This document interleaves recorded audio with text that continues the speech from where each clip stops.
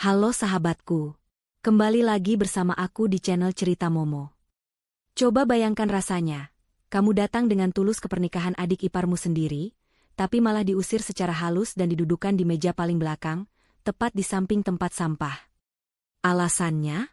Cuma karena kamu dianggap miskin dan bakal bikin malu kalau duduk di depan. Sakit banget, kan? Tapi, tunggu dulu.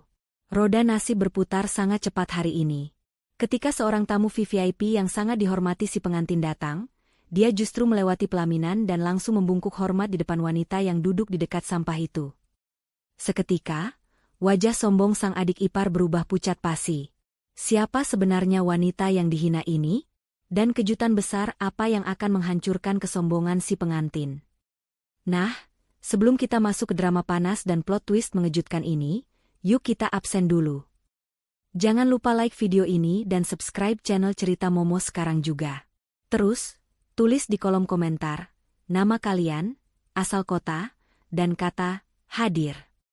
Aku mau lihat, kota mana nih yang paling kompak nonton kisah pembalasan dendam elegan kali ini? Oke, kalau sudah mari kita mulai ceritanya. Suasana di Grand Emerald Hotel malam itu begitu gemerlap. Lampu-lampu kristal besar menggantung megah di langit-langit ballroom, memantulkan cahaya keemasan yang menyilaukan mata. Di pintu masuk, karangan bunga setinggi manusia berjejer rapi, mengucapkan selamat atas pernikahan Chika dan Ryan. Wangi parfum mahal dan aroma masakan mewah bercampur di udara, menciptakan atmosfer yang menegaskan bahwa ini bukanlah pesta sembarangan. Rosna melangkah masuk dengan tenang, menggandeng lengan suaminya, Faisal. Malam ini, Rosna mengenakan gaun panjang berwarna navy polos berbahan sutra. Tidak ada payet berkilauan atau perhiasan mencolok yang melekat di tubuhnya, hanya sebuah jam tangan kecil yang melingkar di pergelangan tangan kirinya. Bagi mata orang awam, penampilannya mungkin terlihat terlalu sederhana untuk pesta sekelas ini. Namun, hanya orang-orang tertentu yang tahu bahwa kain sutra itu adalah tenunan tangan eksklusif dari perancang ternama di Paris. Di sebelahnya, Faisal tampak sedikit gugup. Kemeja batiknya rapi, namun sudah terlihat sedikit pudar warnanya karena terlalu sering dicuci. Ia memandang sekeliling ballroom yang luas itu dengan tatapan takjub sekaligus minder. Mewah sekali ya, Dek, bisik Faisal pelan. Aku nggak nyangka Chika bisa sewa tempat semahal ini. Dengar-dengar sewanya ratusan juta satu malam. Rosna tersenyum tipis, menepuk pelan punggung tangan suaminya. Rezeki orang beda-beda, Mas. Kita doakan saja pestanya lancar. Mereka berdua berjalan mendekati area penerima tamu. Namun, belum sempat mereka mengisi buku tamu, suara lengkingan yang familiar terdengar memecah keramahan suasana. Mas Faisal, Mbak Rosna, datang juga akhirnya, seru Chika. Pengantin wanita itu berdiri dengan gaun putih mekar yang sangat besar, penuh dengan manik-manik berkilauan. Riasannya tebal, membuat wajahnya terlihat seperti porselen, namun tatapan matanya tajam merendahkan. Chika tidak menyalami kakaknya ataupun kakak iparnya. Ia justru memindai penampilan Rosna dari ujung kepala sampai ujung kaki dengan tatapan mencemooh. Bibirnya mencibir sinis. Ya ampun, Mbak Rosna, ini pesta pernikahan di Hotel Bintang 5. Loh, masa datang pakai baju polosan begitu? Kayak mau pergi arisan ibu-ibu komplek aja.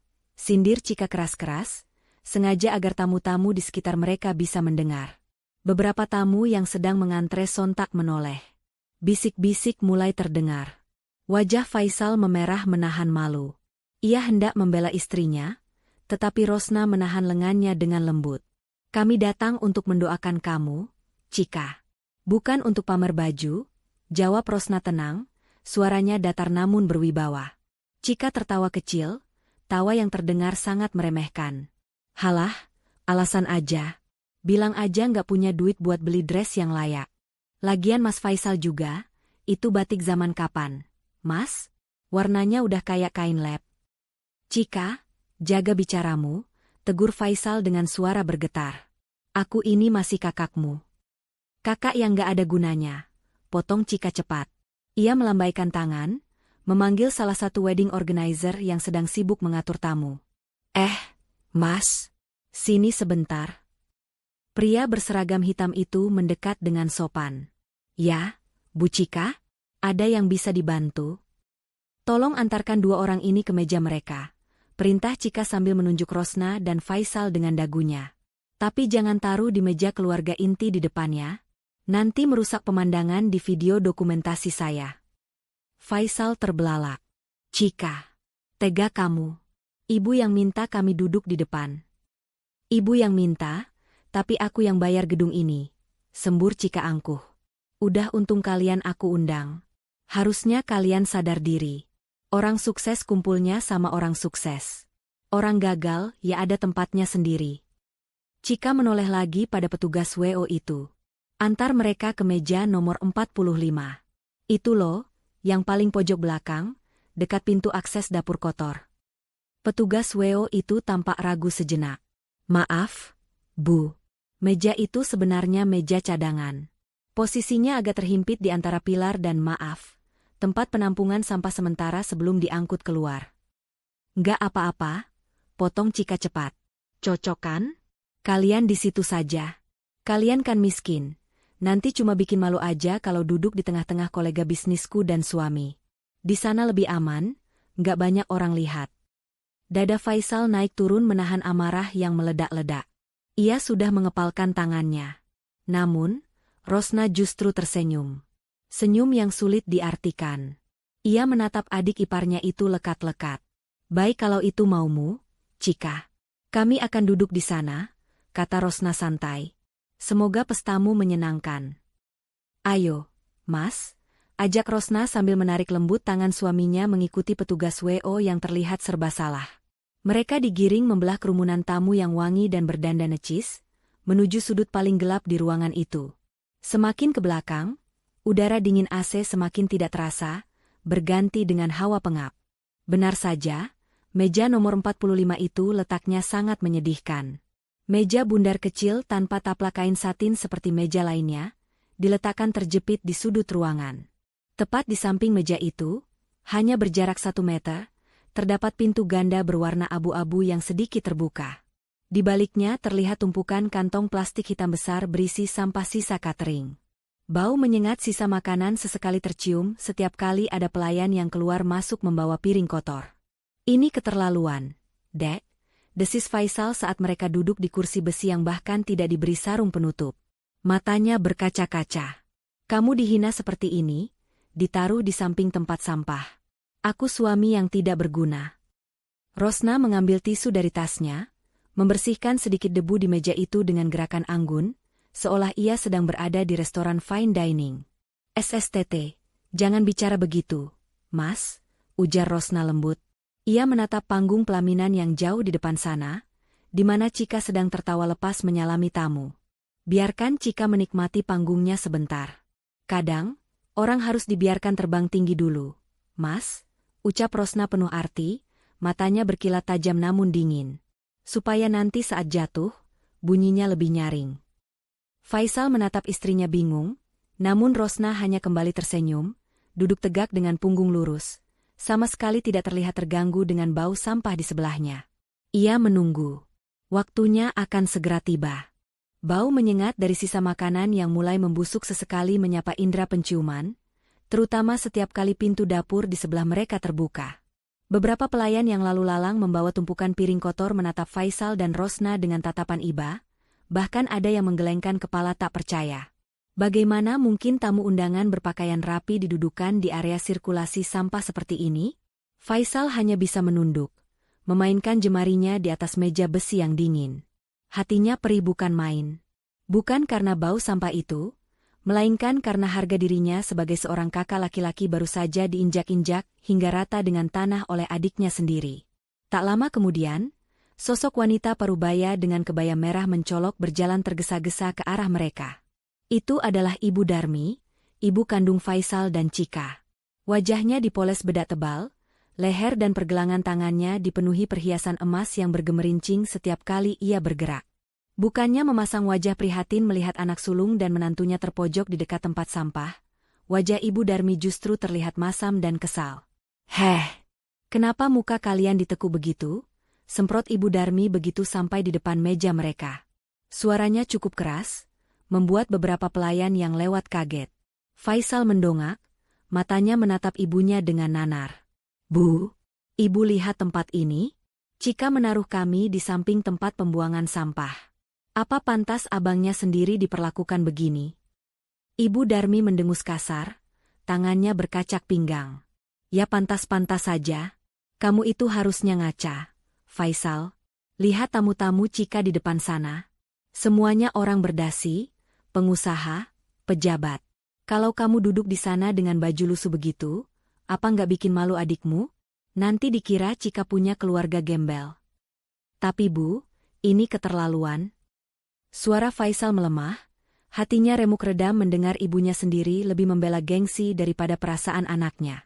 Sudah, jangan banyak protes, potong Ibu Darmi tajam. Terima nasib saja. Untung Cika masih mau undang kalian makan enak gratis di sini. Harusnya kalian bersyukur, bukan malah cemberut kayak orang susah. Bikin mood orang rusak saja. Pandangan Ibu Darmi kemudian beralih pada Rosna, yang sejak tadi diam mendengarkan. Tatapan mertua itu meneliti penampilan Rosna dengan jijik. Kamu juga, Rosna?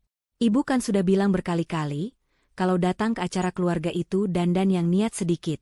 Lihat Cika, cantiknya seperti ratu. Lah kamu, pakai baju biru polos begitu, kayak kain sisa jahitan. Nggak ada modelnya sama sekali. Bikin malu ibu saja punya mantu nggak bisa gaya. Rosna menatap ibu mertuanya dengan sorot mata tenang, nyaris tanpa emosi. Dalam hati, ia ingin sekali tertawa.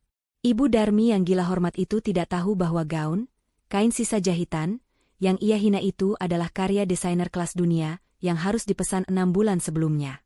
Serat sutranya ditenun khusus dan harganya bisa untuk membiayai pesta pernikahan Cika 2 kali lipat. Tapi Rosna memilih diam. Ia tidak butuh pengakuan dari orang yang matanya tertutup kesombongan. Maaf kalau penampilan saya mengecewakan ibu, jawab Rosna datar, suaranya tetap sopan namun terdengar dingin.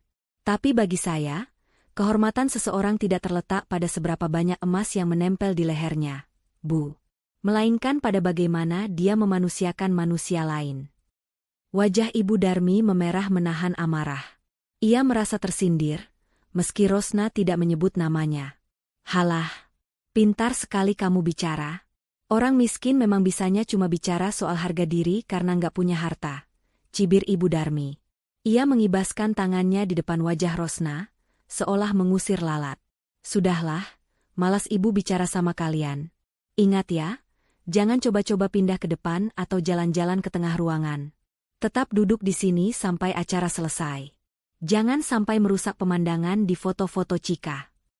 Setelah memuntahkan kata-kata pedas itu, Ibu Darmi membalikkan badan dan melenggang pergi kembali ke area VIP yang terang benderang, meninggalkan anak dan menantunya dalam keremangan sudut ruangan yang berbau tak sedap. Faisal menunduk dalam-dalam, setetes air mata jatuh ke celana bahannya. Bahunya berguncang pelan. Maafkan aku, Dek, maafkan aku. Karena aku miskin, kamu jadi ikut dihina sama ibu dan Cika. Rosna menggeser kursinya mendekat. Ia merangkul bahu suaminya yang rapuh itu. Mas, dengarkan aku, bisik Rosna tegas di telinga suaminya. Kemiskinan itu bukan aib. Yang aib itu adalah kekayaan yang dipakai untuk merendahkan orang lain. Dan satu hal lagi yang harus kamu tahu, Mas, roda kehidupan itu berputar. Malam ini, mereka sedang berada di atas dan tertawa. Tapi mereka lupa, siapa yang sebenarnya memegang kendali atas tanah yang mereka pijak ini. Faisal menatap istrinya, bingung dengan kalimat terakhir itu. Namun, sorot mata Rosna yang penuh keyakinan membuatnya sedikit tenang. Rosna mengambil gelas air mineral kemasan gelas plastik yang disediakan di meja itu, satu-satunya suguhan yang ada, lalu membukanya. Minumlah dulu, Mas. Tenangkan dirimu. Pertunjukan yang sesungguhnya belum dimulai. Lampu utama ballroom tiba-tiba meredup, digantikan oleh sorotan lampu sorot yang terpusat ke arah pelaminan megah di ujung ruangan. Musik orkestra yang tadinya mengalun lembut kini berubah menjadi nada fanfare yang megah dan menggelegar. Sang pembawa acara, dengan suara baritonnya yang mantap, meminta seluruh perhatian tamu undangan untuk tertuju pada pasangan pengantin yang sedang berbahagia malam itu. Di atas panggung yang didekorasi dengan ribuan bunga mawar impor itu, Cika dan Rian berdiri bak raja dan ratu sehari. Cika mengangkat dagunya tinggi-tinggi, menikmati setiap detak kekaguman yang terpancar dari wajah para tamu. Ia merasa inilah puncak kejayaannya. Ia merasa telah memenangkan segalanya. Setelah sesi potong kue bertingkat 7 yang menjulang tinggi, Cika meminta mikrofon dari pembawa acara.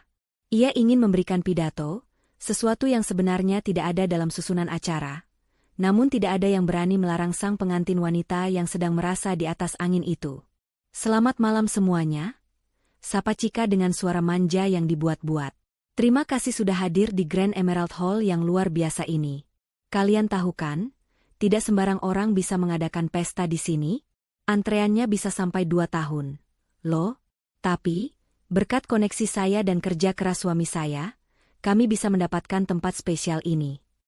Tepuk tangan riuh bergema memenuhi ruangan. Cika tersenyum lebar, lalu matanya menyapu ruangan hingga ke sudut paling belakang yang gelap, seolah ingin memastikan pesannya sampai ke sana. "Saya berdiri di sini ingin menyampaikan pesan penting, terutama untuk anak-anak muda," lanjut Cika, nadanya berubah sedikit serius namun penuh sindiran. "Hidup itu harus kerja keras. Jangan malas. Jangan cuma bisanya bergantung sama orang tua, atau mengharapkan belas kasihan saudara. Di dunia ini, yang dihargai adalah mereka yang sukses dan punya uang, bukan mereka yang cuma bisa pasrah dengan nasib." Rian, yang berdiri di sebelahnya sambil memegang gelas wine, mengangguk setuju. Ia mengambil alih mikrofon sebentar. "Betul kata istri saya. Kami bisa sukses begini karena kami cerdas memilih jalan hidup. Kami tidak mau seperti, adalah beberapa orang yang hidupnya jalan di tempat. Umur sudah tua tapi pencapaian nol besar. Maaf-maaf saja ya, di keluarga kami sangat selektif. Kami hanya bergaul dengan pemenang, bukan pecundang." Gelak tawa kecil terdengar dari beberapa tamu di meja depan yang merasa satu level dengan pengantin. Mereka mengangguk-angguk, membenarkan ucapan sombong itu tanpa tahu siapa sebenarnya yang disindir. Di sudut belakang, di samping tumpukan kantong sampah, Faisal meremas lututnya kuat-kuat. Setiap kata yang keluar dari mulut adik dan adik iparnya itu, bagaikan sembilu yang menyayat hatinya. Ia tahu betul sindiran itu ditujukan untuk siapa. Ia tahu Cika sedang menelanjanginya di depan umum tanpa menyebut nama. "Mereka bicara soal kita, Dek," lirih Faisal, suaranya serak menahan tangis. "Mereka bilang aku pecundang." Rosna tidak menjawab. Ia hanya menatap lurus ke arah panggung dengan ekspresi yang sulit ditebak. Namun, di balik ketenangannya, ia mencatat setiap kalimat itu baik-baik di dalam ingatannya. Cika kembali berbicara, kali ini suaranya lebih lantang. "Oh ya, satu hal lagi yang bikin saya bangga banget malam ini. Kalian tahu kenapa kami bisa dapat slot di Grand Emerald ini dengan mudah? Itu karena saya adalah karyawan kesayangan Pak Aji, General Manager di grup perusahaan ini. Beliau sangat menghargai potensi saya. Beda ya, kalau orang punya value, pasti dihargai oleh atasan." "Dan dengar-dengar," sambung Cika dengan mata berbinar, "Pak Aji bakal datang sebentar lagi khusus untuk memberi selamat ke saya. Bayangkan, seorang Pak Aji yang super sibuk itu meluangkan waktu buat saya. Itu bukti kalau saya bukan orang sembarangan." Tepuk tangan kembali membahana. Para tamu berdecak kagum, membicarakan betapa hebatnya koneksi yang dimiliki Cika. Mendapat atensi dari petinggi Grand Emerald bukanlah hal yang mudah. "Hebat ya Cika," puji seorang tamu di meja sebelah yang terdengar samar-samar sampai ke belakang. "Pantesan sombong, emang punya backing kuat ternyata." Di pojok yang suram, Rosna tersenyum miring saat mendengar nama Pak Aji disebut-sebut dengan begitu bangganya oleh Cika. Ia mengambil ponselnya dari dalam tas kecil, lalu mengetikkan sebuah pesan singkat. "Aji, kamu di mana? Acaranya sudah mulai. Jangan sampai terlambat. Saya ingin lihat seberapa bangganya karyawan, kesayanganmu, itu." Hanya hitungan detik, balasan masuk ke ponsel Rosna. "Siap, Bu. Saya sudah di lobi. Saya akan segera masuk." Rosna menutup ponselnya dan meletakkannya kembali ke meja dengan tenang. Ia menoleh pada Faisal yang masih menunduk sedih. "Angkat kepalamu, Mas," ucap Rosna pelan namun penuh tenaga. "Jangan menunduk. Kamu bukan pecundang. Sebentar lagi, mereka akan belajar arti kata value yang sesungguhnya." Faisal menatap istrinya heran. Maksud kamu apa, Dek? Belum sempat Rosna menjawab, tiba-tiba suasana di pintu masuk ballroom berubah riuh. Beberapa petugas keamanan terlihat sibuk membukakan jalan. Dari layar besar di samping panggung, terlihat sebuah mobil sedan hitam mewah berhenti tepat di depan lobi utama. Plat nomornya khusus, menandakan pemiliknya bukan orang biasa. Cika di atas panggung langsung histeris kegirangan. Ia menyenggol lengan Rian dengan antusias. Itu pasti Pak Aji. Itu mobilnya. Lihat, Mas. Dia beneran datang. Seluruh mata tamu undangan kini beralih dari panggung ke arah pintu masuk utama. Keheningan menyelimuti ruangan, berganti dengan rasa penasaran yang membuncah. Siapa sebenarnya sosok Pak Aji yang dibangga-banggakan itu? Dan apa yang akan terjadi selanjutnya? Rosna, dari tempat duduknya yang bau sampah, hanya menyandarkan punggungnya santai ke sandaran kursi besi yang keras. Pertunjukan yang ia nantikan akhirnya dimulai. Pintu ganda setinggi 4 meter yang berlapis ukiran emas di pintu masuk utama ballroom perlahan terbuka lebar. Suara dengung percakapan para tamu seketika meredup, tergantikan oleh keheningan penuh antisipasi. Semua leher memanjang, berusaha melihat siapa sosok penting yang kedatangannya, sampai membuat pengantin wanita begitu heboh. Seorang pria paruh baya dengan postur tegap melangkah masuk. Ia mengenakan setelan jas abu-abu tua yang dipotong sempurna mengikuti bentuk tubuhnya, memancarkan aura wibawa yang sangat kuat. Rambutnya disisir rapi ke belakang dengan sedikit uban di bagian pelipis yang justru menambah harismanya. Di belakangnya, 2 orang asisten berjalan tegap dengan membawa map dan tablet, sigap mengikuti setiap langkah bos mereka. Itu adalah Pak Aji, sosok yang namanya disegani di dunia perhotelan dan properti kota ini. Kehadirannya di sebuah acara pernikahan bukanlah hal yang remeh. Biasanya, ia hanya menghadiri acara pejabat tinggi atau kolega bisnis kelas kakap. Melihat kedatangan Pak Aji, Cika yang masih berdiri di atas pelaminan langsung menyambar mikrofon dari tangan MC yang kebingungan. Wajahnya berseri-seri penuh kemenangan. Ia merasa seolah-olah seluruh lampu sorot di ruangan itu hanya menyinari dirinya seorang. Hadirin sekalian, seru Cika dengan suara melengking penuh kebanggaan.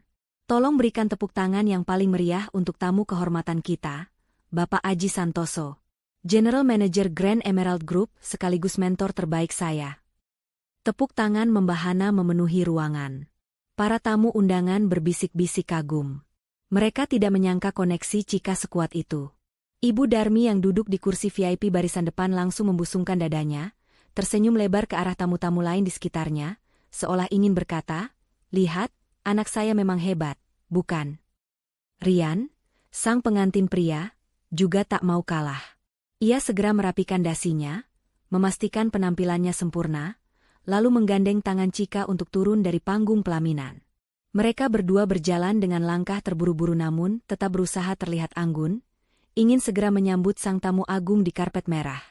"Lihat, Mas," bisik Cika pada Rian sambil menuruni anak tangga pelaminan. "Pak Aji datang bawa asisten segala. Pasti dia mau kasih kado spesial atau malah promosi jabatan buat aku di depan semua orang. Kamu siap-siap ya, kita harus kelihatan akrab banget sama dia." Sementara itu, di sudut belakang yang suram dan berbau tak sedap, reaksi yang sangat berbeda terjadi. Faisal yang melihat sosok Pak Aji dari kejauhan merasa semakin kerdil. Tubuhnya menyusut di kursi besinya. Ia bahkan mencoba menggeser duduknya agar terhalang oleh pilar beton, takut keberadaannya yang kumuh akan terlihat oleh orang sepenting Pak Aji. "Dek?" bisik Faisal gemetar sambil menyenggol lengan Rosna pelan. "Itu Pak Aji beneran datang. Orang besar, Dek." Aura pejabatnya kerasa sampai sini. Faisal menelan ludah, matanya melirik cemas ke arah tumpukan sampah di sebelah mereka. Aduh, gawat kalau dia sampai lihat ke arah sini. Nanti dia jijik lihat ada tamu duduk di sebelah tempat sampah begini. Kita bisa diusir, Dek. Mending kita pulang saja yuk sekarang, lewat pintu dapur itu. Rosna menahan tangan suaminya yang hendak beranjak. Genggamannya hangat namun kuat, menyalurkan ketenangan yang anehnya membuat kepanikan Faisal sedikit mereda. Rosna tidak terlihat takut ataupun minder. Ia justru menatap sosok Pak Aji dengan pandangan menilai, seperti seorang guru yang sedang mengawasi muridnya masuk ke kelas. Jangan kemana-mana, Mas, ucap Rosna tenang. Ia mengambil selembar tisu dan membersihkan sudut bibir Faisal dengan lembut. Duduk yang tegak. Rapikan kerah bajumu. Ingat kata-kataku tadi, kita bukan pecundang. Justru Pak Aji itu datang bukan untuk Cika. Ah, kamu ini ngelantur, Dek. Jelas-jelas Cika bilang itu bosnya. Bantah Faisal pelan, meski ia menurut untuk tetap duduk. Di tengah ruangan, Pak Aji terus melangkah masuk. Wajahnya tidak dihiasi senyum ramah tamah layaknya tamu undangan biasa. Ekspresinya datar, serius, dan matanya yang tajam bergerak cepat menyisir setiap sudut ballroom yang luas itu. Ia tidak tampak menikmati dekorasi mewah ataupun musik yang megah. Ia tampak seperti seseorang yang sedang mencari sesuatu, atau seseorang yang sangat penting. Para pelayan hotel yang berpapasan dengan Pak Aji langsung berhenti bekerja, menepi, dan membungkuk hormat dengan sangat sopan, bahkan ada yang terlihat ketakutan. Hal ini semakin menegaskan betapa tingginya posisi pria itu di gedung ini. Cika dan Rian yang sudah sampai di ujung karpet merah kini, berdiri dengan pose siap menyambut. Cika sudah merentangkan kedua tangannya sedikit, bersiap untuk adegan jabat tangan hangat, atau bahkan pelukan persahabatan yang akan diabadikan oleh fotografer sewaannya. Dalam benaknya, foto dirinya bersalaman dengan Pak Aji akan menjadi pajangan paling bergengsi di ruang tamu rumah barunya nanti. Selamat datang, Pak Aji, seru Cika ketika jarak mereka tinggal beberapa meter lagi. Suaranya penuh dengan nada penjilat yang kental. Saya sungguh terharu Bapak menyempatkan waktu di tengah kesibukan Bapak untuk hadir di pesta sederhana saya ini. Namun, sesuatu yang aneh terjadi. Pak Aji tidak memperlambat langkahnya. Tatapannya hanya sekilas melewati wajah Cika yang penuh harap, lalu kembali menyapu ruangan ke arah belakang. Seolah-olah Cika dan Rian hanyalah patung dekorasi yang tidak penting. Langkah kaki Pak Aji yang tegas terdengar berirama di lantai marmer, semakin mendekat, namun arah matanya bukan tertuju pada sang pengantin. Ia mencari titik buta di sudut ruangan, tempat yang seharusnya tidak layak diduduki oleh manusia. Jantung Cika berdegup kencang. Senyumnya mulai kaku. Pak, panggilnya lagi, sedikit lebih keras, mencoba menarik perhatian bosnya yang tampak terdistraksi itu. Suasana tegang mulai menjalari ruangan. Para tamu yang PK mulai menyadari ada yang tidak beres. Kenapa tamu VVIP itu tidak langsung menyalami pengantin? Kenapa wajahnya terlihat begitu serius dan khawatir? Di pojok sana, Rosna menyesap sisa air mineralnya dengan santai. Ia melirik jam tangannya sekilas. Tepat waktu, gumam Rosna pelan, nyaris tak terdengar. Momen yang seharusnya menjadi puncak kebanggaan Cika itu berubah menjadi detik-detik paling canggung dalam hidupnya. Tangan kanannya yang sudah terulur manis di udara, siap untuk dijabat, ternyata hanya menangkap angin kosong. Pak Aji sama sekali tidak menghentikan langkahnya. Pria itu berjalan melewati Cika dan Rian begitu saja, seolah-olah pasangan pengantin yang mengenakan busana super mewah di depannya itu tak kasat mata. Senyum lebar di wajah Cika membeku seketika.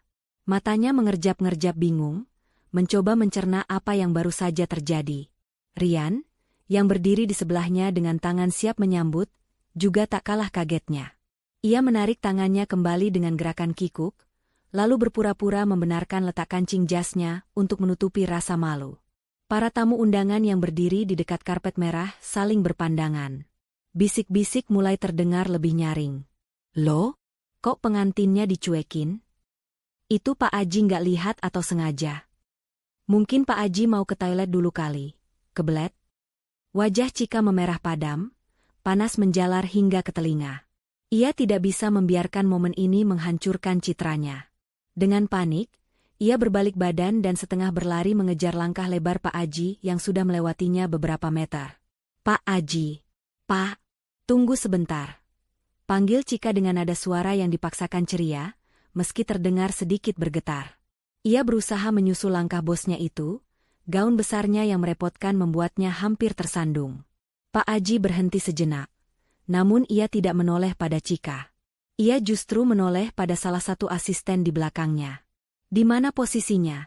Tanyanya singkat, suaranya terdengar tegas dan tidak sabaran. Asisten itu membuka tabletnya dengan cepat, lalu menunjuk ke arah sudut gelap di belakang ruangan. Berdasarkan laporan tim keamanan yang memantau CCTV, beliau diarahkan ke sektor D, Pak. Area dekat loading dock dapur.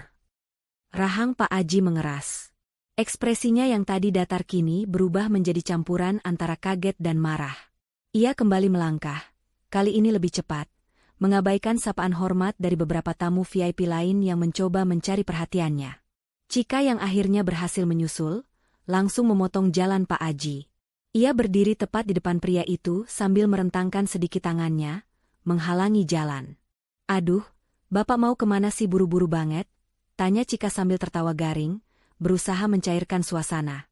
"Meja VIP yang sudah saya siapkan ada di sebelah sana, Pak. Di depan panggung, dekat sama ibu saya. Di sana makanannya paling enak, AC-nya dingin, dan pandangannya langsung ke pelaminan. Kalau ke arah sana itu..." Cika menunjuk ke arah belakang dengan wajah jijik, "Itu cuma area belakang, Pak. Dekat pintu dapur dan tempat sampah. Bau dan kotor. Bapak pasti salah jalan." Cika yakin sekali bosnya itu hanya tersesat.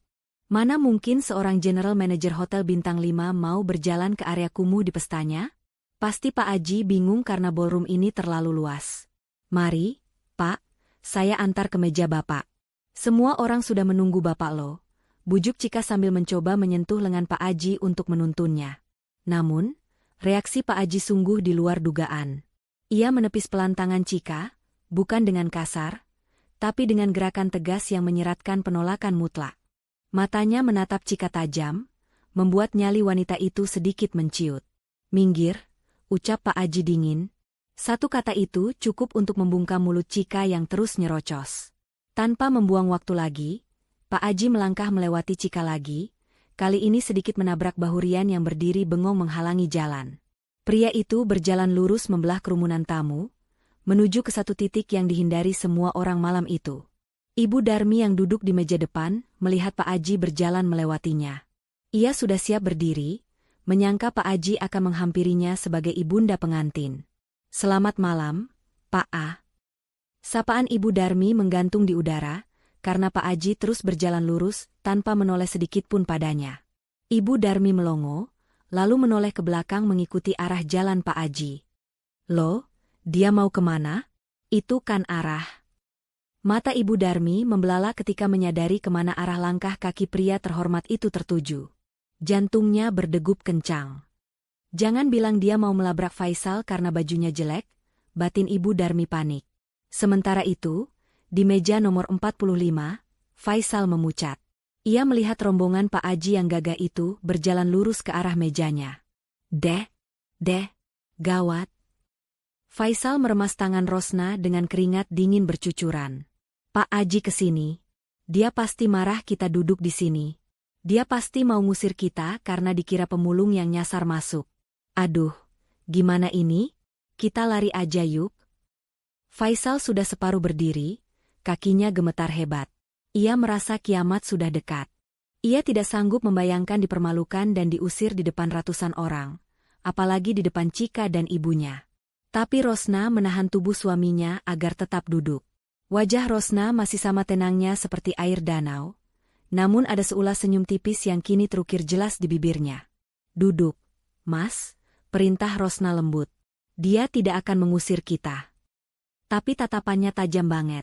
"Dek, itu asistennya juga bawa-bawa catatan, pasti itu surat pengusiran," panik Faisal. Pak Aji kini sudah berada 5 meter dari meja mereka. Bau sampah yang menyengat di area itu sama sekali tidak membuatnya menutup hidung atau melambat. Cika dan Rian berlari-lari kecil di belakang rombongan itu dengan wajah pucat pasi, takut bos mereka melihat pemandangan kotor di sudut pestanya. "Pak Aji, jangan ke situ. Di situ ada orang gila," teriak Cika nekat, mencoba berbohong demi menutupi rasa malunya karena menempatkan saudaranya di dekat sampah. Teriakan Cika itu membuat seluruh ruangan hening. Semua mata kini tertuju ke pojok belakang. Ke arah meja besi tua, tempat sampah yang menganga, dan sepasang suami istri yang duduk di sana. Pak Aji berhenti tepat di depan meja itu. Ia berdiri tegak menjulang di hadapan Rosna dan Faisal yang masih duduk. Napas Faisal tercekat di tenggorokan. Ia memejamkan mata, siap menerima bentakan atau hardikan. Namun, suara bentakan itu tidak pernah terdengar. Yang terdengar justru suara gesekan kain celana, saat seseorang menekuk lututnya. Faisal membuka matanya perlahan dan ternganga. Di hadapannya, Pak Aji, sosok yang dipuja-puja Cika dan ditakuti seluruh karyawan hotel, sedang membungkukkan badannya dalam-dalam, membentuk sudut 90 derajat yang sempurna ke arah istrinya, Rosna. Waktu seakan berhenti berputar di dalam Grand Emerald Ballroom. Ratusan pasang mata menatap tak percaya pada pemandangan di sudut ruangan yang remang-remang itu. Musik orkestra yang megah perlahan memudar, digantikan oleh kesunyian yang mencekam. Hanya suara dengung pendingin ruangan dan detak jantung yang berpacu cepat yang mengisi keheningan. Pak Aji, pria yang baru saja dielu-elukan sebagai tamu paling terhormat, masih mempertahankan posisi membungkuknya di hadapan Rosna. Punggungnya lurus, kepalanya tertunduk dalam, sebuah gestur penghormatan yang biasanya hanya diberikan seorang abdi kepada rajanya. "Selamat malam, Bu Rosna," suara Pak Aji terdengar bergetar, memecah keheningan. Nada suaranya syarat dengan rasa bersalah dan penyesalan yang mendalam. "Mohon ampun, saya sungguh tidak tahu Ibu akan hadir malam ini. Seharusnya saya menyambut Ibu di lobi utama sejak tadi." Faisal yang duduk di sebelah Rosna melongo. Mulutnya terbuka lebar, matanya membulat sempurna. Ia menatap Pak Aji, lalu menatap istrinya, lalu kembali menatap Pak Aji. Otaknya yang sederhana kesulitan memproses situasi ini. Kenapa bos besar ini memanggil istrinya dengan sebutan Bu, yang begitu takzim? Dan kenapa dia minta ampun? Pak Aji. Faisal memberanikan diri bersuara. Tangannya gemetar hendak menyentuh bahu pria itu agar bangun. Bapak sepertinya salah orang. Ini istri saya, Rosna. Kami cuma tamu biasa. Kami duduk di dekat sampah. Pak, Bapak jangan membungkuk begini, nanti jas Bapak kotor kena debu. Mendengar suara Faisal, Pak Aji perlahan menegakkan tubuhnya. Namun, ia tidak menatap Faisal dengan pandangan meremehkan seperti yang dilakukan Cika. Justru, Pak Aji menatap Faisal dengan sorot mata penuh hormat, lalu mengangguk sopan.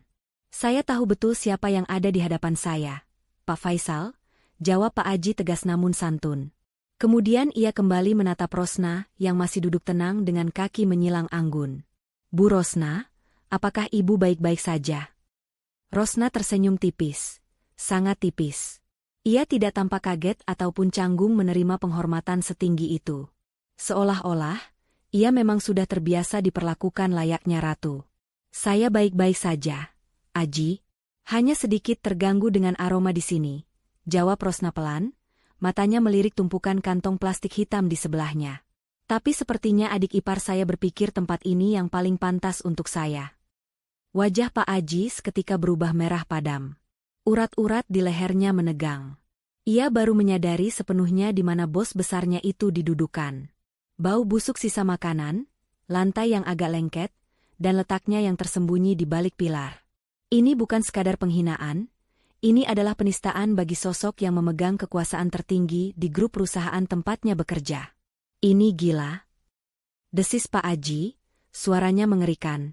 Ia berbalik badan dengan gerakan kasar, matanya menyapu ruangan mencari seseorang.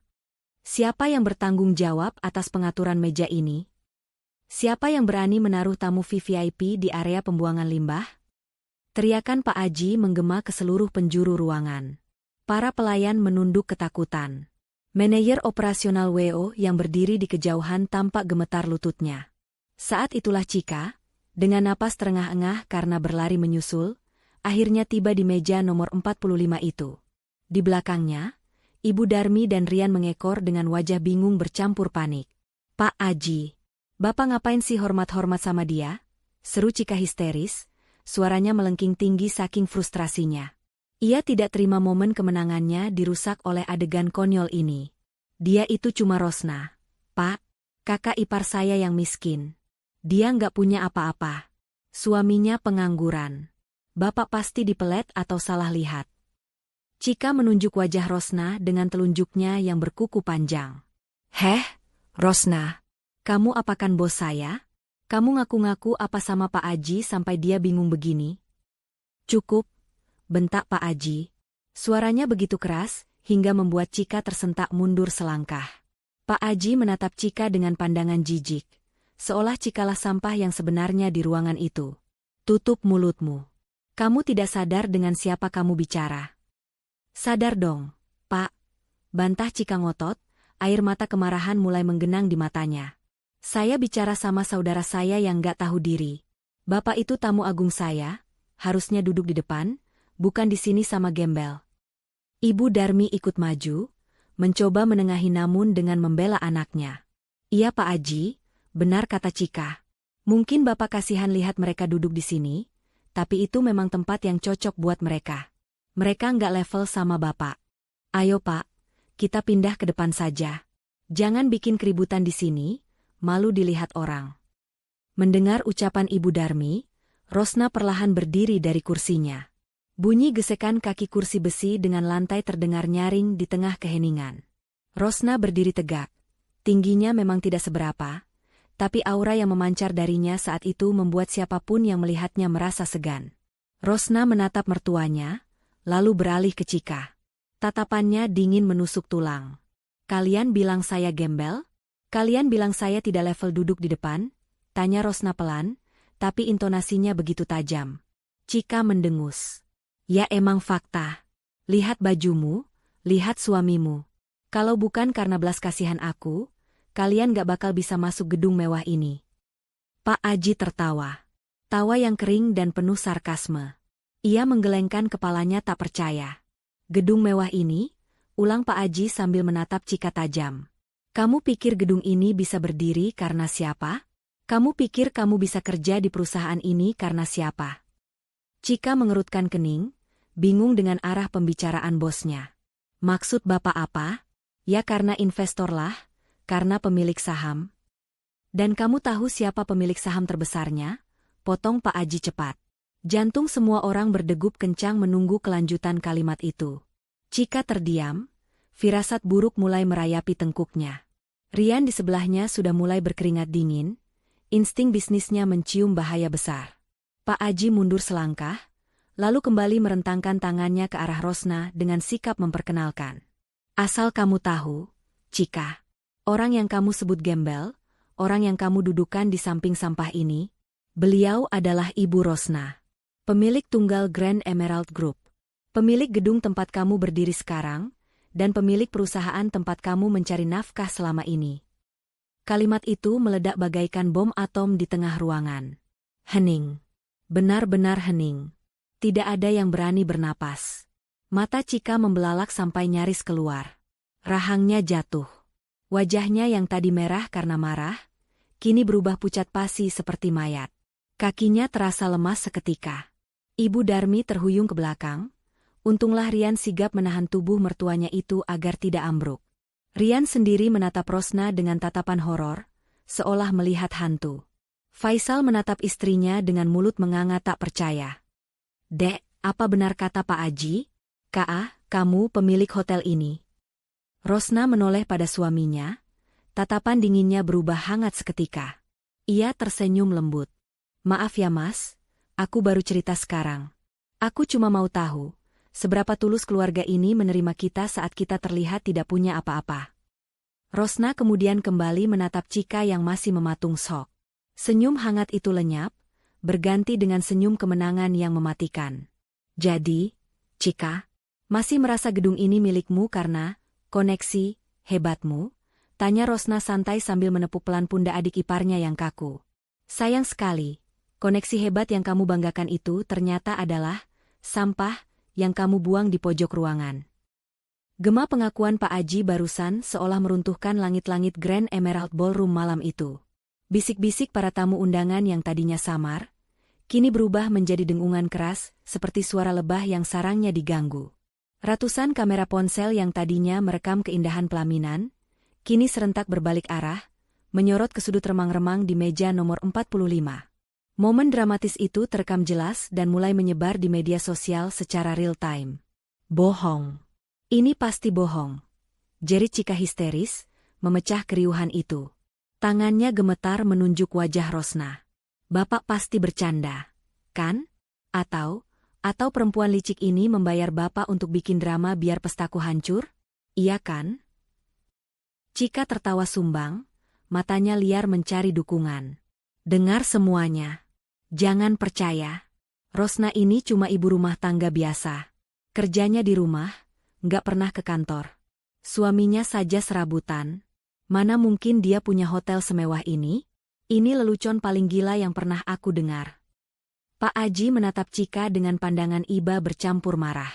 Ia memberi isyarat tangan kepada salah satu asistennya. Asisten itu dengan sigap menyerahkan sebuah map tebal berwarna biru tua yang selalu dibawanya. Kamu butuh bukti, Cika? Tanya Pak Aji dingin. Pak Aji membuka map itu dan mengeluarkan selembar dokumen legal dengan kop surat resmi perusahaan.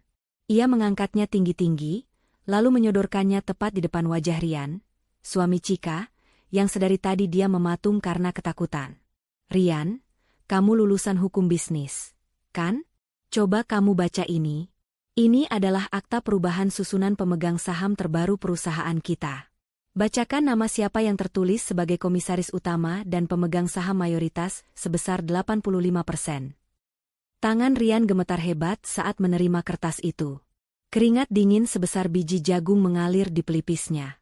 Matanya memindai dokumen itu dengan cepat, berharap ini semua palsu. Namun, di baris paling atas, tertulis jelas sebuah nama dengan tinta hitam tebal. Rosnawati Adiningrat. Gumam Rian terbata-bata. Lututnya seketika lemas. Kertas itu terlepas dari tangannya, melayang jatuh ke lantai. Apa? Siapa? Tanya Cika, menyambar kertas itu dari lantai dengan kasar. Matanya membelalak membaca nama lengkap kakak iparnya di sana. Adiningrat? Cika menoleh kaku ke arah Rosna. Sejak kapan nama belakangmu ada Adiningratnya? Kamu kan cuma Rosna anak kampung. Rosna tersenyum tipis, melangkah maju satu langkah mendekati adik iparnya. Nama itu adalah nama ayah kandung saya, Cika. Ayah yang mewariskan seluruh aset ini sebelum beliau meninggal. Saya sengaja tidak pernah menggunakan nama belakang itu di depan kalian, karena saya ingin tahu, apakah kalian menghargai saya sebagai Rosna, atau hanya akan menghargai saya jika ada embel-embel Adiningrat di belakangnya. Rosna menghela napas panjang, menatap sekeliling ruangan yang kini hening mencekam. Ternyata dugaan saya benar. Tanpa gelar dan harta, di mata kalian, saya hanyalah sampah yang pantas dibuang di pojok ruangan. Kalimat itu menampar telak harga diri keluarga Cika. Ibu Darmi, yang sedari tadi pingsan-pingsanan, tiba-tiba sembuh seketika. Otak oportunisnya bekerja cepat. Jika menantunya yang dihina itu ternyata konglomerat, maka nasibnya sebagai ibu mertua akan terjamin 7 turunan. Dengan gerakan secepat kilat, Ibu Darmi menerobos maju, mendorong Cika ke samping hingga putrinya itu terhuyung. Wajah masam Ibu Darmi berubah 180 derajat menjadi wajah paling manis yang pernah dilihat orang. Ya ampun, Rosna, nak? Seru Ibu Darmi sambil merentangkan tangan hendak memeluk Rosna. Suaranya dibuat bergetar haru. Ibu sudah menduga dari dulu. Aura kamu itu beda. Ibu tuh sebenarnya tadi cuma menguji kesabaran kamu, nak. Ibu mau lihat, mantu ibu ini kuat mental apa enggak. Ternyata kamu lulus ujian ibu. Sini peluk ibu, sayang. Faisal yang melihat tingkah ibunya itu, hanya bisa memalingkan muka karena malu. Ia tahu betul tabiat ibunya. Namun, sebelum tangan Ibu Darmi menyentuh pundak Rosna, Pak Aji dengan sigap pasang badan. Ia merentangkan tangannya, menghalangi Ibu Darmi mendekat. Maaf, Bu. Tolong jaga jarak, tegas Pak Aji. Bu Rosna tidak suka disentuh oleh orang yang baru saja menyebutnya, bikin malu keluarga. Ibu Darmi ternganga. Loh, saya ini mertuanya. Saya ibunya Faisal. Hak saya dong memeluk menantu saya. Rosna menyentuh lengan Pak Aji pelan, memberi kode agar ia yang bicara. Rosna menatap mertuanya datar. Tidak ada kemarahan yang meledak-ledak, hanya kekecewaan yang sudah membeku. Ibu. Panggil Rosna pelan. Simpan sandiwara ibu. Tadi ibu bilang saya merusak pemandangan. Ibu bilang saya tidak boleh pindah dari tempat sampah ini. Saya anak yang penurut, Bu. Jadi, saya akan tetap berdiri di sini, di tempat yang menurut ibu paling pantas buat saya. Rosna kemudian beralih menatap Faisal yang masih tampak syok. Ia meraih tangan suaminya yang dingin. Mas, maafkan aku menyembunyikan ini darimu selama 5 tahun pernikahan kita, ucap Rosna lembut, sorot matanya penuh kasih. Dulu, saat kita bertemu, banyak pria mendekatiku hanya karena tahu siapa ayahku. Hanya kamu, Mas, hanya kamu yang datang membawakan martabak manis dan melamarku saat motormu mogok. Kamu mencintaiku saat aku terlihat tidak punya apa-apa. Itu harta yang tidak bisa dibeli dengan semua hotel ini. Mata Faisal berkaca-kaca. Ia tidak peduli soal hotel atau uang. Ia hanya lega karena istrinya ternyata bukan wanita lemah yang bisa diinjak-injak. Deh? Faisal tercekat, tidak sanggup berkata-kata, hanya membalas genggaman tangan istrinya erat-erat. Pemandangan romantis di tengah ketegangan itu membuat para tamu wanita terharu. Namun, momen itu dirusak kembali oleh Chika. Wanita itu belum mau menyerah. Egonya terlalu tinggi untuk mengakui kekalahan. Halah, drama, teriak Chika, meski suaranya mulai terdengar putus asa. Oke, kalau memang ini hotel kamu, terus kenapa? Kamu mau pamer? Ingat ya Rosna, meskipun kamu yang punya gedung, malam ini aku penyewanya. Aku klien. Pembeli adalah raja. Kamu nggak berhak mengacaukan pestaku. Aku sudah bayar maksudku, aku sudah dapat izin pakai gedung ini. Rosna menatap Chika dengan alis terangkat sebelah. Oh, benar juga. Kamu penyewa malam ini. Rosna menoleh pada Pak Aji. Pak Aji, tolong konfirmasi. Apakah ada bukti pembayaran sewa gedung untuk acara malam ini atas nama Chika atau Rian? Pak Aji tersenyum miring, membuka kembali map birunya. Nihil, Bu. Sesuai instruksi Chika kepada staf marketing kami bulan lalu, dia meminta fasilitas full komplementari alias gratis 100% atas dasar hubungan kekeluargaan dengan manajemen. Dia bilang dia kerabat dekat pemilik, jadi tidak perlu bayar sepeser pun. Suara Pak Aji terdengar jelas melalui mikrofon nirkabel yang entah sejak kapan ia pegang. Para tamu undangan langsung riuh kembali. Gratisan? Ya ampun, gayanya Selangi ternyata pestanya gratisan. Malu banget, sumpah.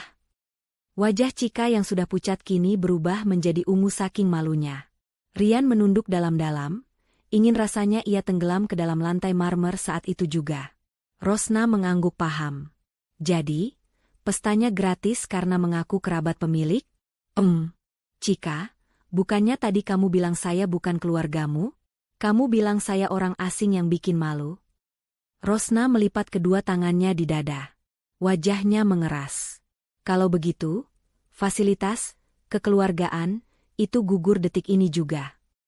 Suasana di dalam Grand Emerald Ballroom berubah menjadi ruang sidang raksasa.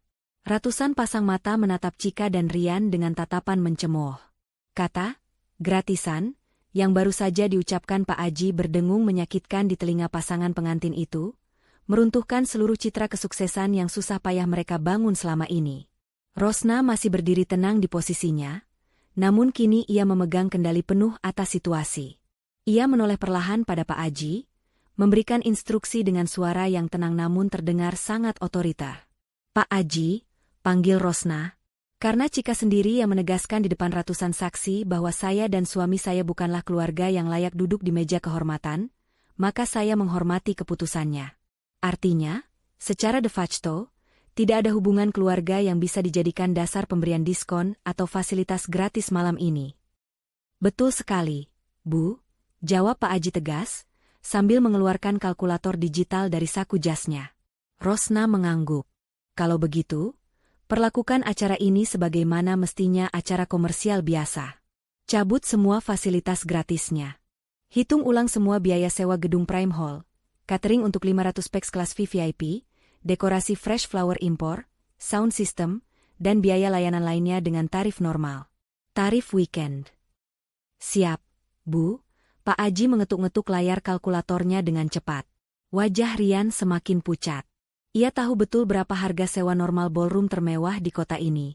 Hartanya tidak akan cukup untuk menutupi biaya mendadak itu. Tunggu. Tunggu dulu, teriak Chika panik. Ia berlari kecil mendekati Rosna, namun tertahan oleh dua petugas keamanan yang kini berdiri sigap melindungi Rosna. Mbak Rosna, Mbak nggak bisa gitu dong. Ini kan hari bahagiaku. Masa Mbak tega ngerusak pestaku cuma gara-gara masalah sepele kursi? Masalah sepele? Rosna tertawa kecil, tawa yang terdengar sangat miris. Cika, kamu menaruh kakak kandungmu sendiri di samping sampah. Kamu menghina suamiku di depan umum. Dan sekarang kamu bilang itu sepele. Rosna menatap tajam manik mata adik iparnya. Ini bukan soal kursi, Cika. Ini soal adab. Dan pelajaran tentang adab itu, harganya mahal. Pak Aji berdehem, memotong drama itu dengan sebuah angka. Mohon perhatian. Berdasarkan perhitungan tarif normal weekend dan tambahan biaya overtime kru yang sudah bekerja sejak pagi, total tagihan yang harus dibayarkan untuk acara malam ini adalah... Pak Aji mengangkat kalkulatornya agar bisa dilihat. 585 juta rupiah. Belum termasuk pajak dan servis 21%. Apa? Pekik Ibu Darmi, matanya melotot nyaris keluar. 500 miliar lebih? Kalian gila? Dari mana kami dapat uang sebanyak itu sekarang? Itu urusan kalian, jawab Pak Aji dingin. Sesuai prosedur hotel, untuk penyewa umum tanpa privilege pemilik, pembayaran harus lunas sebelum acara selesai. Jika tidak, kami berhak menahan penanggung jawab acara dan melaporkannya ke pihak berwajib atas tuduhan penipuan jasa. Rian seketika lemas dan jatuh terduduk di lantai. Kakinya tak kuat lagi menopang tubuhnya. 500 juta. Habis aku. Habis. Gumamnya putus asa. Cika yang melihat suaminya ambruk bukannya menolong, malah semakin histeris menyerang Rosna. Mbak Rosna jahat. Iblis. Mentang-mentang kaya sekarang mau nindas keluarga sendiri. Lihat Mas Rian sampai kayak gitu. Mbak mau bunuh dia? Faisal, yang sedari tadi diam, akhirnya melangkah maju. Ia berdiri tegap di depan istrinya, menjadi tameng bagi Rosna. Wajah Faisal yang biasanya lembut dan penuh kesabaran, kini memancarkan kemarahan yang tertahan. Cukup, Cika, bentak Faisal. Suaranya menggelegar, membuat Cika terlonjak kaget. Seumur hidup, baru kali ini ia mendengar kakaknya membentak sekeras itu. Jangan sebut istrimu, Mbak jahat. Yang jahat itu kamu, tunjuk Faisal tepat ke wajah adiknya. Kamu yang memulai semua ini. Kamu yang sombong. Kamu yang merendahkan kami. Sekarang, saat kamu diminta tanggung jawab, kamu malah playing victim? Dua salah sedikit. Faisal menarik napas panjang, lalu menatap ibunya, Ibu Darmi, yang kini menangis meraung-raung di lantai sambil memukuli karpet. Dan ibu. Suara Faisal melirih, penuh kepedihan. Ibu yang mengajarkan kami bahwa uang adalah segalanya. Ibu yang selalu membanding-bandingkan aku dengan Cika. Sekarang, ibu lihat sendiri akibatnya. Uang yang ibu dewa-dewakan itu, sekarang justru yang mencekik leher anak kesayangan ibu. Rosna menyentuh punggung suaminya, menguatkan. Ia tahu betapa beratnya bagi Faisal untuk melawan keluarganya sendiri. Tapi ini harus dilakukan. Pak Aji, ucap Rosna kembali mengambil alih. Ya, Bu. Selain tagihan sewa gedung, tolong tambahkan 1 poin lagi dalam invoice tersebut, kata Rosna sambil menatap sekeliling ballroom yang penuh dengan sisa makanan dan dekorasi yang mulai berantakan. Denda khusus untuk pelanggaran sanitasi dan etika, lanjut Rosna tegas. Karena pihak penyewa dengan sengaja menempatkan tamu undangan di area sterilisasi pembuangan limbah, B3, yang melanggar standar operasional hotel bintang 5. Denda sebesar 50 juta rupiah. Siap, laksanakan, jawab Pak Aji tanpa ragu. Dan satu hal lagi, tambah Rosna, kali ini suaranya terdengar final. Mulai besok pagi, terbitkan surat pemutusan hubungan kerja untuk saudari Cika.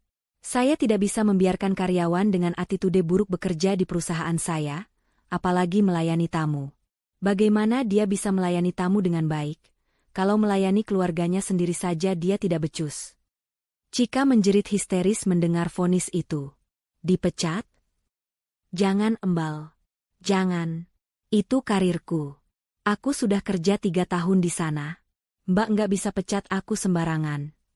Saya pemiliknya, Cika. Saya bisa, jawab Rosna singkat dan dingin. Anggap saja ini kado pernikahan dariku. Kado berupa waktu luang yang banyak. Supaya kamu bisa belajar lagi caranya menghargai orang lain. Cika menangis meraung-raung, bersimpuh di kaki Rosna, mencoba memegang ujung gaunnya. Mbak, maafin Cika, Mbak. Cika hilaf. Jangan pecat Cika. Jangan suruh bayar gedung. Cika janji bakal baik sama Mbak dan Mas Faisal. Cika janji. Rosna memundurkan langkahnya, menghindari sentuhan tangan Cika. Ia memandang adik iparnya itu tanpa rasa iba sedikitpun. Hatinya sudah terlalu sering disakiti, dan malam ini adalah batas akhirnya. Simpan air matamu, Cika. Sudah terlambat, ujar Rosna pelan. Ia menoleh ke arah petugas keamanan.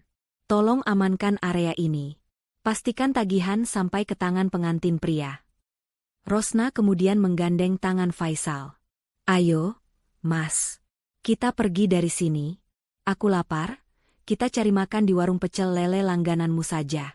Di sana tempatnya sederhana, tapi setidaknya tidak ada sampah yang bisa bicara. Faisal mengangguk mantap, menghapus air mata di sudut matanya. Ia tidak menoleh lagi ke belakang, ke arah ibu dan adiknya yang kini hancur lebur dalam penyesalan dan utang yang menumpuk. Ia melangkah keluar ruangan dengan kepala tegak, menggenggam erat tangan wanita hebat yang ternyata adalah penyelamat harga dirinya. Kepergian Rosna dan Faisal meninggalkan jejak kehancuran yang nyata di Grand Emerald Ballroom.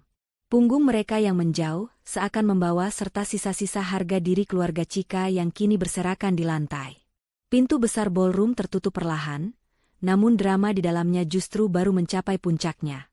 Rian, yang selama ini selalu berusaha menjaga citra sebagai pengusaha muda sukses nan elegan, kini kehilangan kendalinya. Wajahnya merah padam, urat-urat di lehernya menonjol keluar. Ia menatap nanar pada lembaran invoice sementara yang baru saja diserahkan oleh staf keuangan hotel. Angka 635 juta rupiah, termasuk pajak dan denda, tertera jelas di sana, seolah mengejek ketidakmampuannya. Ini semua gara-gara kamu, Cika? Teriak Rian meledak, suaranya menggema memantul di dinding-dinding ruangan yang kini terasa mencekam. Ia membanting kertas tagihan itu tepat ke wajah istrinya yang masih bersimpuh di lantai. Cika tersentak, air matanya melunturkan maskara mahalnya, hingga wajahnya tampak berantakan seperti badut yang sedih. Mas Rian, kok kamu bentak aku? Kita harus cari jalan keluar bareng-bareng. Mas, kamu kan suami aku. Suami? Potong Rian dengan tawa sinis yang mengerikan. Aku nikahin kamu karena aku pikir kamu wanita karir yang cerdas. Aku pikir kamu punya koneksi kuat sama pemilik Grand Emerald, seperti yang selalu kamu pamerkan. Ternyata apa? Kamu cuma karyawan biasa yang sombong, dan sekarang kamu malah dipecat. Kamu pengangguran, Cika. Pengangguran dengan utang 500 miliar. Mas, jangan gitu. Isak Cika, mencoba meraih kaki suaminya. Kan kamu juga pengusaha, Mas. Uang segitu pasti ada kan di tabungan kamu? Bayarin dulu, Mas. Nanti Cika ganti kalau udah kerja lagi. Rian menepis tangan Cika kasar, hingga wanita itu terjerembab. Rahasia yang selama ini Rian simpan rapat-rapat akhirnya terbongkar, karena tekanan mental yang luar biasa. Tabungan? Hah? Rian menjambak rambutnya sendiri frustrasi. Asal kamu tahu ya, bisnisku itu lagi kolaps. Aku pinjam uang sana-sini buat modal nikah mewah ini, karena kamu minta pesta di Hotel Bintang 5. Aku pikir setelah nikah, karirmu makin bagus, kita bisa bayar cicilan bareng. Tapi kamu malah bikin ulah sama pemilik aslinya. Kamu hancurkan semuanya. Ibu Darmi yang mendengar pengakuan menantunya itu seketika lemas. Kakinya gemetar, ia harus berpegangan pada pinggiran meja catering agar tidak jatuh. Ah, apa? Jadi kamu nggak kaya raya? Rian? Kamu banyak utang. Rian menoleh pada ibu mertuanya dengan tatapan nyalang. Nggak usah sok kaget. Bu, ini juga salah ibu. Ibu yang selalu ngomporin Cika buat jadi gila hormat. Ibu yang ajarin dia buat ngerendahin orang lain. Lihat hasilnya sekarang. Anak kesayangan ibu jadi pengangguran, dan saya terancam di penjara kalau nggak bayar malam ini juga. Para tamu undangan yang belum pulang menonton pertengkaran itu dengan tatapan ngeri sekaligus puas. Bisik-bisik tetangga yang dulu memuji Cika, kini berubah menjadi cemoohan pedas. Duh, ternyata orang kaya baru, OKB, palsu dua-duanya. Makanya jangan sombong. Kena batunya kan sekarang. Kasihannya, baru nikah sejam udah mau cerai kayaknya. Sementara itu, Pak Aji masih berdiri tegak di sana bersama tim keamanan hotel. Wajahnya datar, profesional, namun tegas. Ia tidak peduli dengan drama rumah tangga di depannya. Baginya, instruksi Bu Rosna adalah hukum. Bapak Rian, Ibu Cika, sela Pak Aji dingin. Saya tidak punya waktu seharian menunggu kalian bertengkar. Silakan selesaikan pembayaran sekarang. Jika tidak, sesuai prosedur, kami akan menahan KTP dan aset kendaraan yang kalian bawa sebagai jaminan sementara, dan polisi akan segera kami hubungi untuk proses hukum. Jangan lapor polisi, Pak. Tolong, jerit Cika histeris. Ia merangkak mendekati Pak Aji.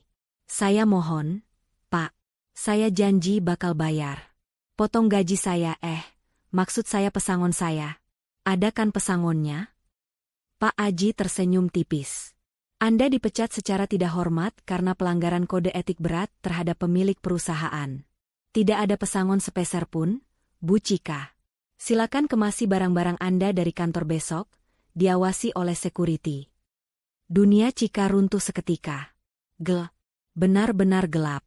Di sisi lain kota, suasana yang sangat kontras terjadi di dalam sebuah mobil sedan hitam mewah yang melaju membelah jalanan malam. Di kursi penumpang belakang yang empuk dan harum aromaterapi lavender, Faisal duduk diam menatap istrinya. Rosna sedang sibuk membalas beberapa pesan di ponselnya, lalu meletakkannya kembali ke dalam tas. Ia menoleh, mendapati suaminya sedang menatapnya lekat-lekat. "Kenapa, Mas? Masih kaget?" tanya Rosna lembut. Senyum manisnya kembali seperti Rosna yang biasa, istri sederhana yang Faisal kenal. Faisal menghela napas panjang, lalu menggeleng pelan sambil tersenyum kagum. "Aku masih rasanya kayak mimpi, Dek. Ternyata wanita yang tiap pagi buatin aku kopi, yang sabar nemenin aku cari kerjaan, yang gak pernah ngeluh walau kita makan tahu tempe, ternyata pemilik separuh kota ini." Faisal meraih tangan Rosna, mengelus punggung tangan itu dengan jempolnya yang kasar. "Dek, kenapa kamu milih aku? Padahal kamu bisa dapat laki-laki yang jauh lebih hebat, lebih kaya, yang setara sama kamu. Bukan laki-laki yang cuma bisa diem saat istrinya dihina di samping tong sampah." Rosna mengubah posisi duduknya, menghadap sepenuhnya ke arah suaminya. Ia menatap mata Faisal dalam-dalam. "Mas, kamu ingat waktu ayahku sakit keras dulu?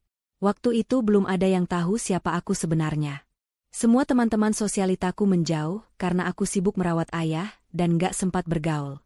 Cuma kamu, Mas, cuma kamu tetangga baru yang rajin bawain bubur buat ayah, yang mau bantu angkat tabung oksigen tengah malam, padahal kamu sendiri baru pulang kerja capek."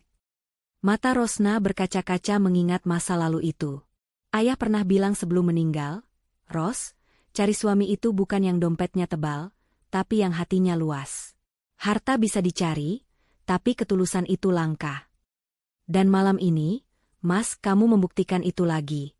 Saat semua orang menghina kita, kamu gak peduli sama dirimu sendiri. Kamu cuma peduli sama perasaanku. Kamu marah bukan karena gengsimu terluka, tapi karena istrimu disakiti. Itu lebih berharga dari semua hotel yang aku punya.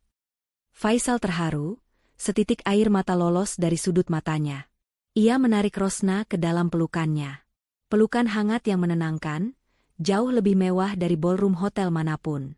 "Terima kasih, Dek. Terima kasih sudah percaya sama aku," bisik Faisal. Mobil mewah itu perlahan menepi dan berhenti. Bukan di restoran bintang 5, melainkan di depan sebuah warung tenda pecel lele pinggir jalan yang ramai asap pembakaran. Sopir pribadi Rosna, yang ternyata sudah disiapkan Pak Aji sejak tadi, turun dan membukakan pintu dengan hormat. "Sudah sampai, Bu Rosna, Pak Faisal," ucap sopir itu sopan. Rosna tersenyum lebar. "Yuk, Mas. Aku udah lapar banget. Tadi di gedung cuma nyium bau sampah. Sekarang aku mau nyium bau sambal terasi kesukaanmu." Faisal tertawa lepas. Beban di pundaknya seolah hilang tak berbekas. Ia turun dari mobil, menggandeng tangan istrinya dengan bangga. Di belakang mereka, Grand Emerald Hotel berdiri megah di kejauhan, menjadi saksi bisu karma yang sedang bekerja melumat kesombongan adik dan ibunya. Namun bagi Faisal dan Rosna, malam ini adalah awal baru yang sesungguhnya. Rosna melirik sekilas ke arah ponselnya yang bergetar lagi. Sebuah pesan masuk dari Pak Aji. Bu, Rian dan Cika sedang bertengkar hebat soal pembagian utang. Mobil Rian disita sebagai jaminan.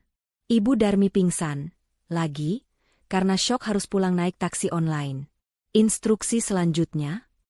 Rosna tersenyum miring, lalu mematikan ponselnya. Biarlah mereka menikmati hidangan, penyesalan, malam ini. Ia punya urusan yang lebih penting, makan malam romantis dengan lele goreng bersama suami tercinta. 6 bulan telah berlalu sejak malam, neraka, di Grand Emerald Ballroom itu. Waktu seakan berputar dengan cepat, membalikan nasib setiap orang yang terlibat di dalamnya dengan cara yang sangat presisi. Pagi ini, sinar matahari menembus kaca jendela ruang kerja di lantai paling atas gedung Emerald Tower. Rosna duduk di kursi kebesarannya, menandatangani beberapa berkas persetujuan ekspansi hotel ke Bali. Di seberang meja, Faisal duduk dengan setelan jas rapi yang pas di badan. Wajahnya kini terlihat lebih segar dan percaya diri. Tidak ada lagi Faisal yang menunduk minder. Selama setengah tahun ini, ia belajar keras mendampingi Rosna mengelola yayasan sosial milik perusahaan, posisi yang sangat cocok dengan hatinya yang lembut. Mas, nanti siang kita ada jadwal makan siang dengan investor dari Singapura ya, ujar Rosna sambil menutup map tebal di hadapannya. Faisal mengangguk tersenyum. Siap, Bu Bos. Tapi habis itu aku izin sebentar ya, mau mampir ke panti asuhan. Anak-anak di sana minta dibawakan buku cerita baru. Rosna menatap suaminya dengan bangga. Kekayaan tidak mengubah Faisal sedikit pun. Ia tetap sederhana, namun kini ia punya power untuk berbuat lebih banyak kebaikan. Tiba-tiba, interkom di meja Rosna berbunyi. Suara sekretarisnya terdengar ragu-ragu. Maaf mengganggu, Bu Rosna. Di lobi bawah, ada seorang wanita yang memaksa ingin bertemu ibu. Dia mengaku adik ipar ibu. Namanya Cika. Keadaannya agak berantakan, Bu. Security mau mengusirnya, tapi dia berteriak-teriak memanggil nama Pak Faisal. Rosna dan Faisal saling berpandangan. Faisal menghela napas panjang, lalu mengangguk pelan pada istrinya. Biarkan dia naik, tapi hanya 5 menit, perintah Rosna pada sekretarisnya. Tak lama kemudian, pintu ruangan terbuka. Sosok yang masuk sungguh membuat pangling. Cika yang 6 bulan lalu tampil bak ratu dengan gaun ratusan juta, kini terlihat kurus dan kusam. Wajahnya tanpa make-up, matanya cekung dengan lingkar hitam yang jelas. Pakaiannya kemeja kerja biasa yang terlihat lusuh. Begitu melihat Faisal dan Rosna, Cika langsung menghambur masuk dan berlutut di lantai karpet tebal ruangan itu. Mbak Rosna, Mas Faisal tolong Cika. Isaknya pilu. Suaranya serak. Bangun, Cika. Duduklah, kata Faisal tenang, namun tidak beranjak untuk membantunya berdiri. Ia sudah belajar menetapkan batasan. Cika duduk di kursi tamu dengan gemetar. Mas, Mbak tolong cabut blacklist nama Cika di asosiasi perhotelan. Cika nggak bisa dapat kerja di mana-mana, Mbak. Setiap Cika melamar, HRD perusahaan lain pasti tahu kalau Cika dipecat karena kasus etik di Emerald. Cika sekarang kerja serabutan cuci piring di warung makan, itu pun gajinya nggak cukup buat bayar kos dan cicilan utang sisa pesta kemarin. Cika menangis sesenggukan. Mas Rian sudah ceraikan Cika, Mbak. Dia kabur keluar kota ninggalin semua tagihan atas nama Cika. Ibu juga sekarang sakit-sakitan di kontrakan petak. Tiap hari nangisin nasib. Cika benar-benar hancur. Mbak, tolong kasih Cika kesempatan kerja lagi di sini. Jadi cleaning service juga Cika mau, Mbak. Asal bisa makan. Rosna menatap adik iparnya dengan tatapan datar. Rasa sakit hati di masa lalu memang sudah memudar. Tapi ia adalah seorang pemimpin perusahaan yang harus tegas. Cika, suara Rosna terdengar berwibawa. Saya tidak pernah meminta perusahaan lain memblacklist kamu. Tapi di dunia profesional, reputasi itu dibangun dari perilaku. Apa yang kamu tanam kemarin, itulah buah pahit yang kamu panen hari ini. Rosna menyodorkan sebuah amplop coklat yang sudah disiapkan di laci mejanya. Seolah ia sudah menduga hari ini akan datang. Saya tidak bisa mempekerjakan kamu kembali di Emerald Group. Itu akan melanggar aturan perusahaan dan menyakiti hati karyawan lain yang dulu sering kamu rendahkan. Tapi, Rosna meletakkan amplop itu di meja. Di dalam sini ada uang tunai yang cukup untuk melunasi sisa utang catering dan biaya pengobatan ibu. Juga ada alamat sebuah ruko kecil milik kenalan saya di pinggiran kota yang butuh pengelola laundry. Kamu bisa mulai bekerja di sana mulai besok. Gajinya UMR, tidak besar, tapi cukup untuk hidup kalau kamu tidak sombong. Chika menatap amplop itu dengan mata terbelalak. Ia tidak menyangka masih akan diberi bantuan setelah semua penghinaan yang ia lakukan. Tangannya gemetar meraih amplop itu. Mbak Rosna serius? Mbak masih mau bantu Chika? Ini bukan karena saya kasihan padamu, jawab Rosna tegas. Ini karena Faisal. Suami yang kamu sebut tidak berguna itu, semalam tidak bisa tidur memikirkan ibunya yang sakit. Berterima kasihlah pada kakakmu. Chika menoleh pada Faisal. Tangisnya pecah semakin keras. Ia merangkak mendekati kaki kakaknya, mencium tangan Faisal berkali-kali. Maafin Chika, Mas. Maafin Chika. Chika adik durhaka. Chika nyesel, Mas. Faisal menarik tangannya pelan, lalu menepuk pundak adiknya. Sudahlah. Gunakan kesempatan ini buat berubah. Pulanglah, rawat ibu. Jangan ulangi kesalahan yang sama. Ingat, Chika, di atas langit masih ada langit. Dan di samping tong sampah pun, Tuhan bisa menaruh berlian. Chika mengangguk cepat, menghapus air matanya. Ia berdiri, membungkuk hormat sedalam-dalamnya pada Rosna dan Faisal, penghormatan yang tulus, bukan karena paksaan. Setelah Chika pergi, keheningan kembali mengisi ruangan itu. Namun kali ini, keheningan yang melegakan. Faisal berjalan menuju jendela besar, menatap pemandangan kota di bawah sana. Rosna menyusul, berdiri di sampingnya, menyandarkan kepala di bahu suaminya. Kamu terlalu baik, Mas, bisik Rosna. Bukan baik, Dek, jawab Faisal tersenyum, merangkul bahu istrinya. Aku cuma nggak mau jadi seperti mereka. Kalau kita membalas kejahatan dengan kejahatan, apa bedanya kita dengan mereka? Rosna tersenyum. Ia tahu ia tidak salah memilih pendamping hidup. Gedung pencakar langit ini, harta yang melimpah ini, hanyalah titipan. Tapi memiliki pendamping yang bisa menjaga hati agar tetap membumi saat sedang di puncak, itulah kekayaan yang sesungguhnya. Di bawah sana, Chika berjalan keluar dari gedung megah itu dengan langkah gontai namun lega. Ia menoleh sekali lagi ke puncak gedung, tempat kakak dan iparnya berada. Pelajaran hidup termahal telah ia bayar lunas dengan air mata dan penyesalan. Pesan moral.